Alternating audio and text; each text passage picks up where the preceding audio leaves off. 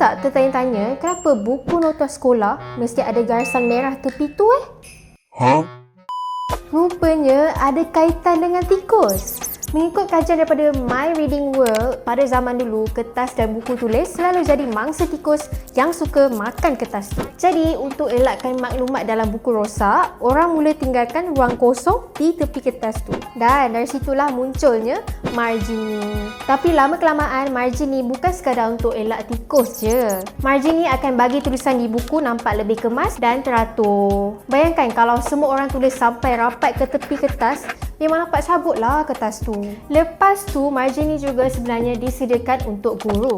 Ruang tepi tu actually memudahkan cikgu-cikgu nak tulis komen, tanda markah atau buat semakan. Sebab tu dari kecil lagi kita diajar jangan tulis melepasi garisan merah tu. Dan menariknya, dalam percetakan moden pula, margin ni bantu bagi ruang pada mata ketika membaca supaya teks tak nampak terlalu padat.